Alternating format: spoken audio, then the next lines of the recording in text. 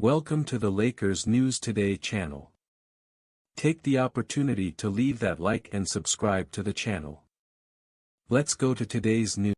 Hey Lakers Nation, before we get started, I know, once again we're talking about a potential trade involving D'Angelo Russell in November.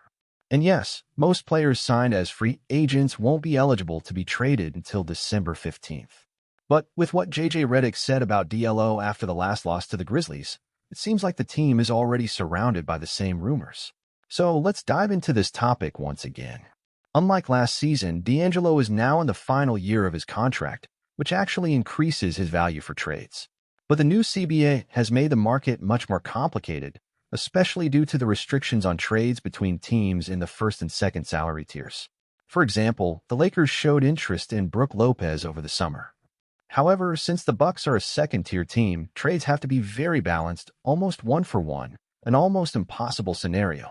In short, Milwaukee is stuck, and the Lakers and other teams would have difficulties taking advantage of this without taking back more salary, which could push our cap. Complicated, right? But if you're up to speed or trying to understand, let's take a look at some potential trade possibilities. Brooklyn Nets. Lakers receive Dorian Finney-Smith. Nets receive D'Angelo Russell, Jalen Hood-Schifino, and a 2029 first-round pick. Imagine seeing DLO back in Brooklyn, and at the same time, the Lakers lightening up a bit of their salary space. Dorian Finney-Smith is a name that has already circulated in Lakers rumors for a few seasons. Who knows, maybe this is the year we finally see him in purple and gold. For the Nets, bringing in Russell would be more about balancing salaries and structuring a more flexible future. Utah Jazz. Lakers receive Jordan Clarkson, Walker Kessler. Jazz receive D'Angelo Russell, Jalen Hood-Schifino, and first-round picks in 2029 and 2031. Walker Kessler is another strong name in the league, and the Jazz know this, making negotiations tough. The price? 2 first-round picks, which is pretty steep.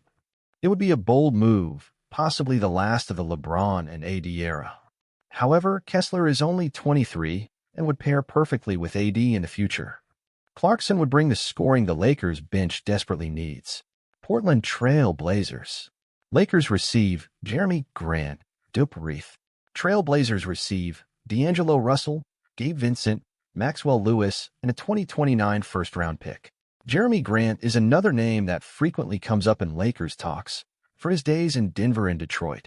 However, one point to consider is whether Grant would truly be an upgrade compared to what we have with Rui Hachimura. Can you imagine a scenario where we keep Rui and still get Grant? That would be ideal. Portland, however, is asking for a high price, and Grant might not justify so many first-round picks.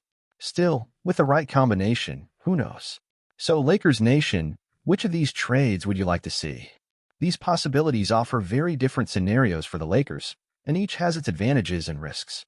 Let's take a deeper dive into what each of these trades could mean for the team and the impact they'd have. Trade with the Brooklyn Nets. Acquiring Dorian Finney-Smith would give the Lakers a versatile defensive wing, something that's always been a weakness since the departure of players like Alex Caruso. DFS is one of those guys who doesn't show up much in the stats, but makes a difference on defense and knows how to play without the ball, fitting well alongside LeBron and AD. The Lakers would save almost $7 million on the salary cap, which could open up space for moves throughout the season. Trade with the Utah Jazz. This deal is more daring and focused on the long term. Walker Kessler is a prospect, and having a young center to develop alongside AD could be the foundation for the future, even after LeBron's era. Jordan Clarkson, on the other hand, would bring back that offensive spark and energy for the bench, plus the familiarity with the fans and Lakers playing style.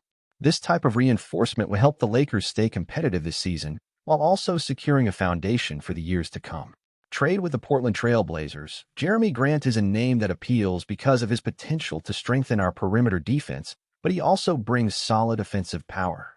If this trade is feasible without losing Rui Hachimura, the team would gain significant depth.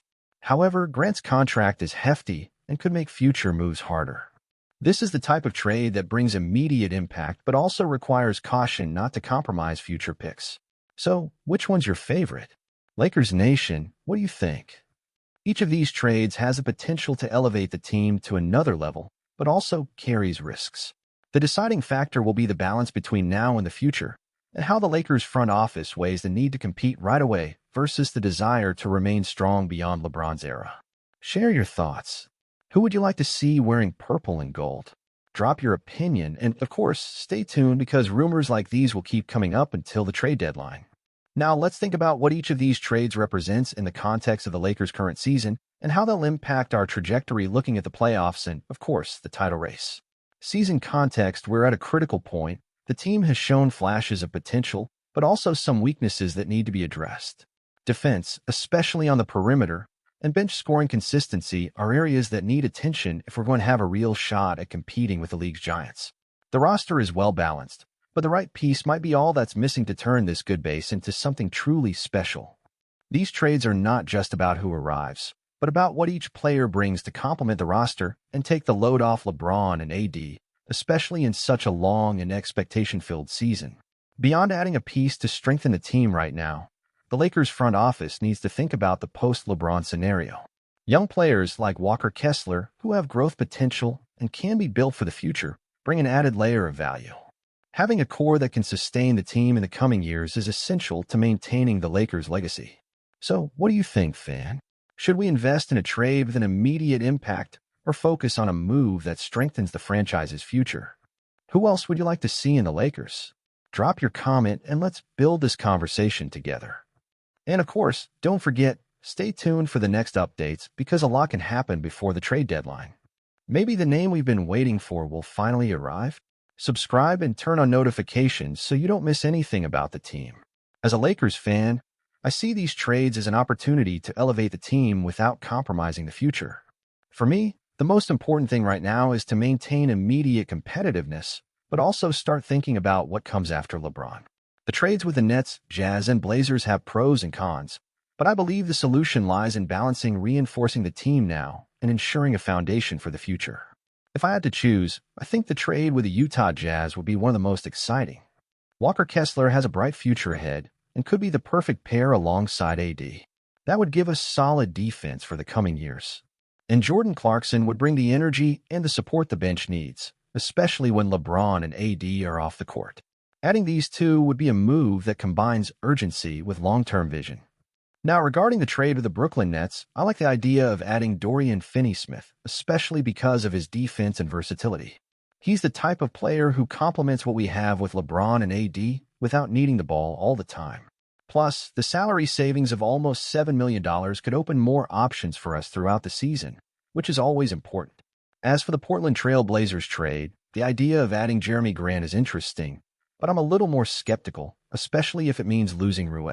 Grant brings solid defense and some offensive firepower, but as I mentioned, I'm not sure if he's the immediate upgrade we need compared to Rue, and the price of several draft picks is something that makes me hesitate.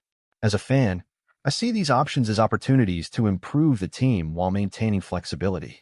And, of course, we can't forget that a well-made strategic move now could be what takes us back to the top.